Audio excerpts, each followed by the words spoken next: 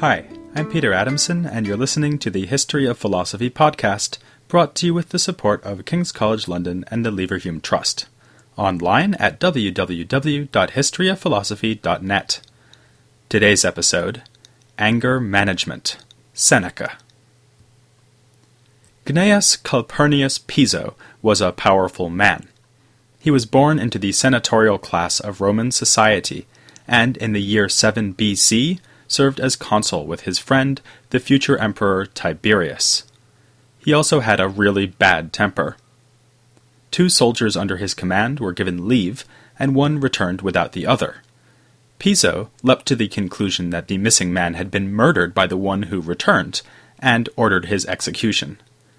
A centurion was tasked to carry out the grim deed, but at the last moment, the absent soldier turned up, and the execution was halted. When Piso learned of this, he was not relieved, but furious. His rash judgment had been exposed, his order countermanded without his authority. He announced that there would now be 3 executions. The first soldier would still die, as planned, as would the centurion for failing to kill him, and also the soldier who was late in returning, since the whole thing was his fault. If only Piso had lived a couple of generations later, he could have found some good advice on curbing that temper in the works of Seneca. Seneca was born in Roman-controlled Spain between 4 and 1 BC, not long after Piso's consulship and right in the middle of the long rule of Augustus Caesar. Seneca came too late to meet such figures as Cato, Julius Caesar, and Cicero, but he tells stories about them in his works. In the writings of Seneca, we can see that the Roman aristocracy was still digesting the seismic shift from a republic controlled by the Senate to an empire controlled by a single man, first Augustus, then his successor emperors, Tiberius, Caligula, Claudius, and, of course, Nero. Nero is of particular importance for our story, because Seneca served as an advisor to the young emperor. One of his philosophical works, On Mercy, stands as a written record of his attempts to moderate Nero's immoderate tendencies. That project was ultimately a failure, and Seneca paid for this failure with his life. Though Seneca remains an admired philosopher, his legacy is inevitably tarnished by his association with Nero. Before he moved on to fiddling while Rome burned, Nero had his own mother, Agrippina, assassinated in 59 AD. Presumably Seneca, being a paragon of unyielding virtue and valuing his life far less than his integrity, risked certain death by publicly denouncing Nero? Sadly, no. What he actually did was write a speech for the emperor to help him recover from this PR disaster. Clearly, this was not Seneca's finest hour. If he was motivated by the desire to exert some degree of beneficial influence on Nero, then his plan failed. In 65 AD, Nero accused Seneca of conspiring to assassinate him and ordered Seneca to commit suicide. This fatal command was not, incidentally, Seneca's first experience of the harsh realities of Roman politics. In 41 AD, in the reign of Claudius, he had been exiled to Corsica. A philosophical work of consolation addressed to Seneca's mother Helvia advises her on how to cope with this setback. Thus, Seneca was very much a philosopher in politics, to borrow the title of one of the more important studies of the man. In fact, his legacy goes beyond politics and philosophy. His philosophical writings are themselves a major landmark of Latin literature, and he also wrote dramas, of which 8 tragedies survive. But as philosophers, what interests us is Seneca's Stoicism. He is the first of 3 great figures to work in the imperial period, known collectively as the Roman Stoics: Seneca, Epictetus, and Marcus Aurelius. They will be occupying our attention in the next several episodes. Of the 3, Seneca was the only one to write philosophy in Latin, and it has been well remarked that Seneca obviously thinks in Latin, even if he is heir to ideas from the Greek tradition. Nonetheless, his philosophical works, especially a series of letters and so-called dialogues, display tendencies shared by all 3 Roman Stoics. he largely turns his back on the logical and metaphysical questions that fascinated the much earlier Chrysippus, and focuses relentlessly on the question of how to live.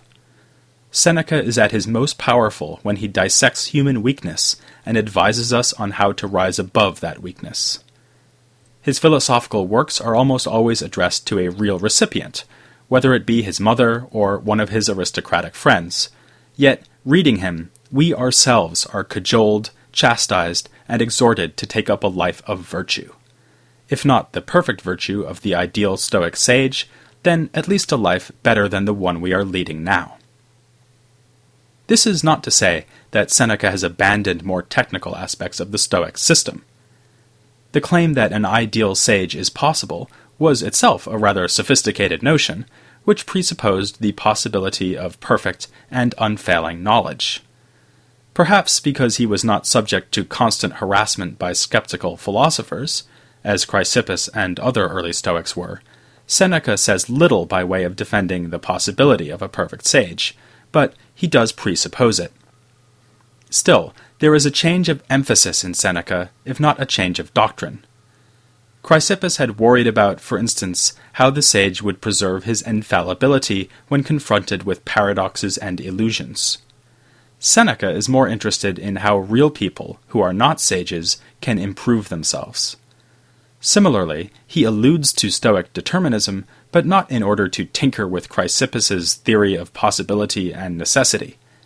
Instead, he urges us to reflect on the ethical significance of the Stoic idea that we live in a world where all things are fated, steered by a providential God. We can see even his most non-ethical philosophical work, The Natural Questions, in this light. On its face, a lengthy study of such phenomena as earthquakes and comets, this text is also an exploration of the divine forces that shape the cosmos, and of humans' relatively modest place within that cosmos. It's not earth-shattering to discover that Seneca's views on ethics have had more staying power than his account of earthquakes. Much of the advice he gives is genuinely useful, even for those of us who are not card-carrying Stoics. If you want to read a powerful discussion of how to make the most of your limited time on Earth, you can hardly do better than Seneca's dialogue on the shortness of life.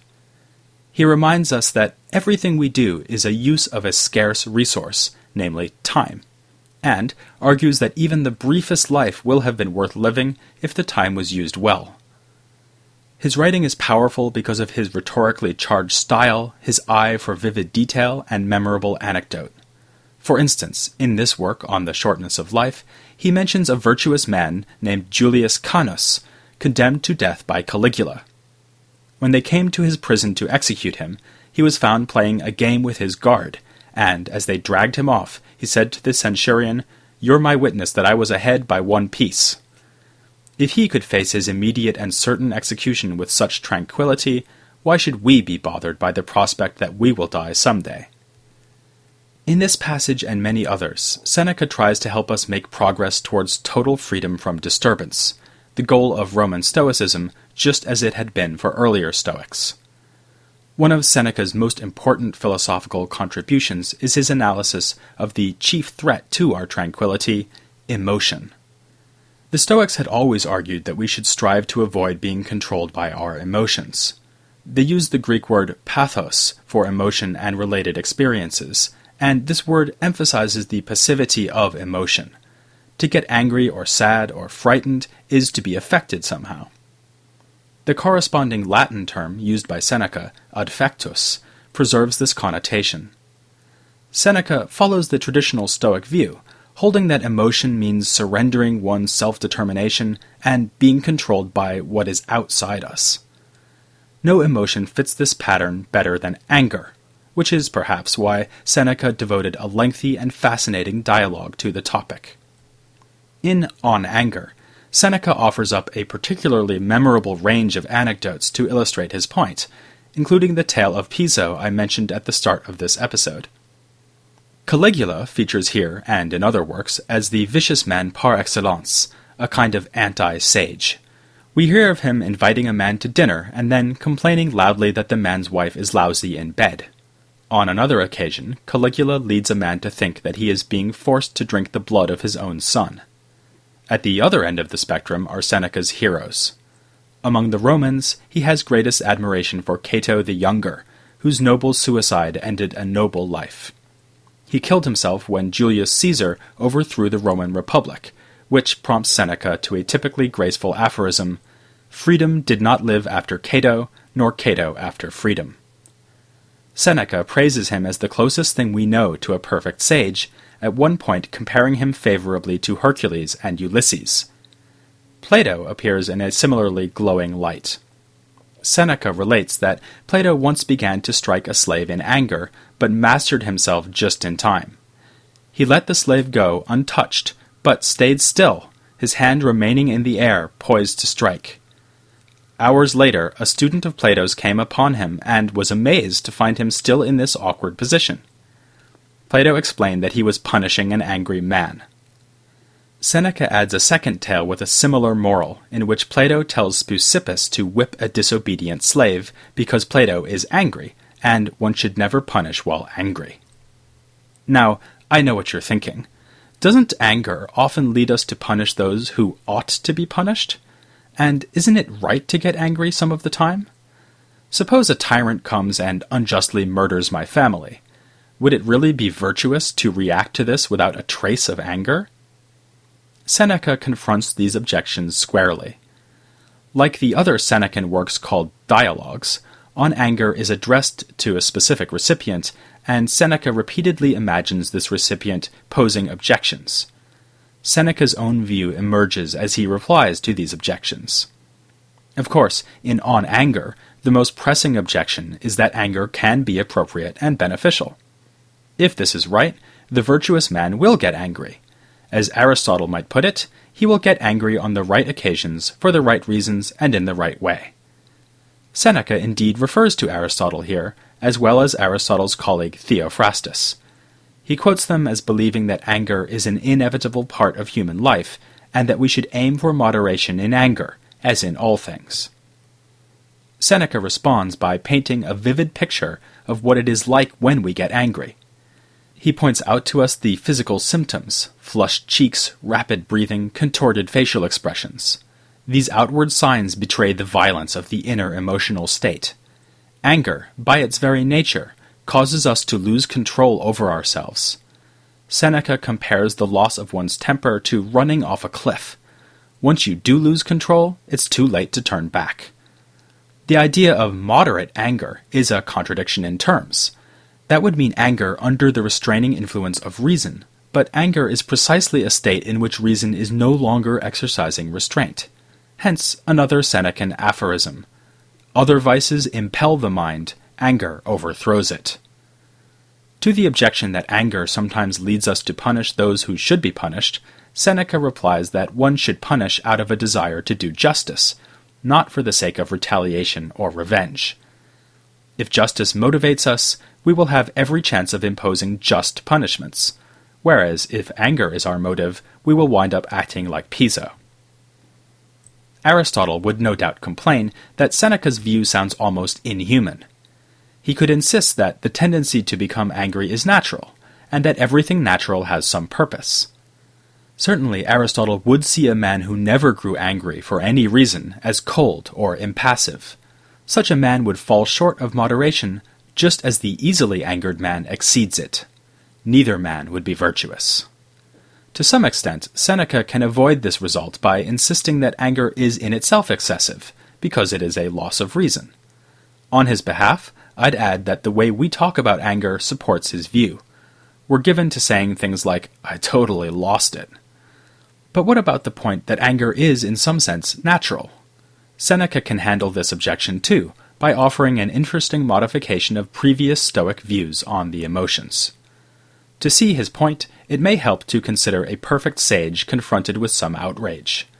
Perhaps he is slapped suddenly in the street. Perhaps the tyrant murders his family. Perhaps someone says within his earshot that Buster Keaton's films are not all they are cracked up to be. We know that the sage will not actually be disturbed by this. His reason will remain in control and prevent him from lashing out in an undisciplined way. But that does not mean that he can avoid a natural, all-too-human initial reaction. He may flush, for instance, or his heart may start to beat more quickly. The story of Plato raising his hand to strike a slave and then stopping himself is a vivid example, though Seneca would probably say that a true sage would not even get as far as raising his hand or curling his fingers into a fist. Instead, he may simply twitch. Such instinctive, natural, and unavoidable reactions are called by Seneca first motions. Such motions accompany the initial impression we receive from our surroundings. For instance, that we have just been insulted, or, even worse, that Buster Keaton has been insulted. The sage cannot avoid them, but he will stop himself from endorsing these impressions in a second motion, an act of reason which judges that the impression is in fact true. This may then give rise to a third motion, in which reason loses control and we give in to anger. Here, Seneca is adhering to a long-standing Stoic idea about emotions, which is that they are ultimately grounded in reason. Emotional reactions, contrary to appearances, are judgments. Just as we might look at honey and get the impression that we see something sweet, so we might hear a man belittling the silent films of Buster Keaton and get the impression that if the man likes sound so much, we should give him a sound beating. But we have the ability to withhold our consent to these impressions. We might realize that the jar seems to contain honey, but actually could contain vinegar.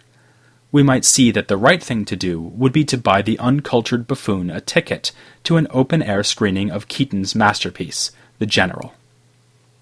What Seneca adds to this picture is a sensitivity to the involuntary reactions we initially have along with the impression, the twitching, the flushing cheeks, and also a vivid portrait of what it is like when reason loses control.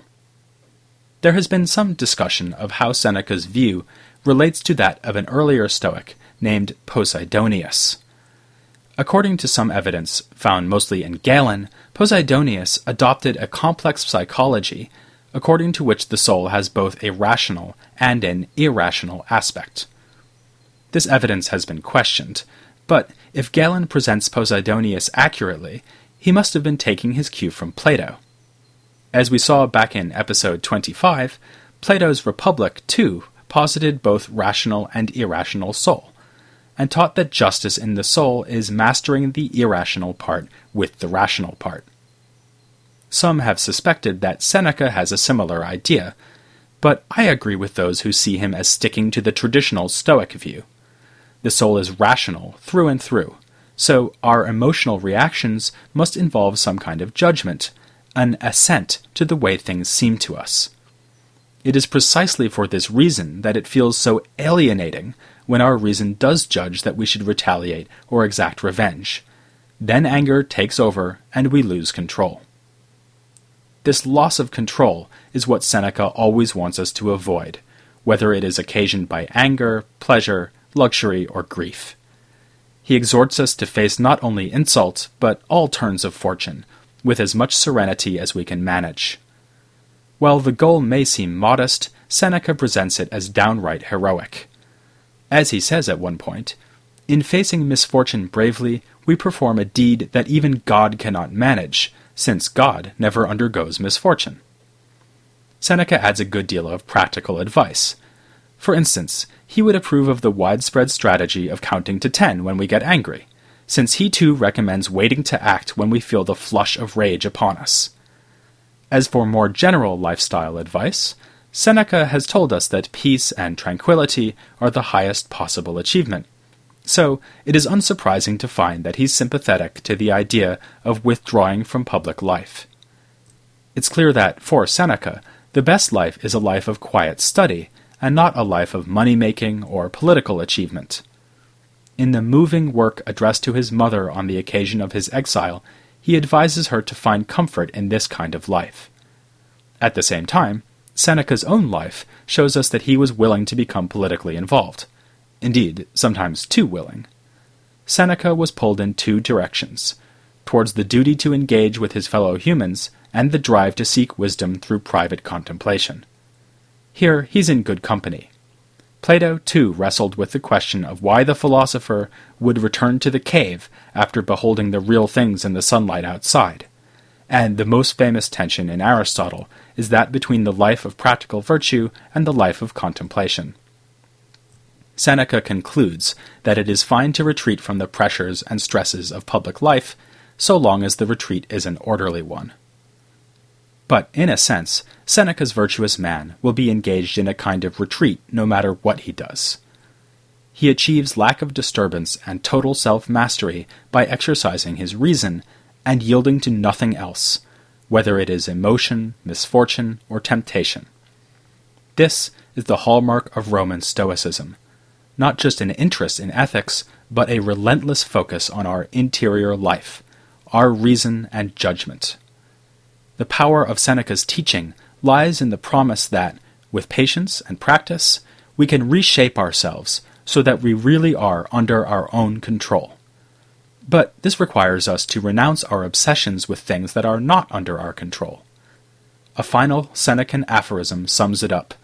We should not try to arrange what is up to fortune while neglecting what is up to us.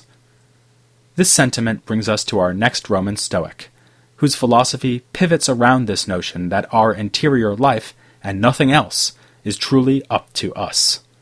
He is perhaps the greatest figure in the history of Stoicism, apart from Chrysippus.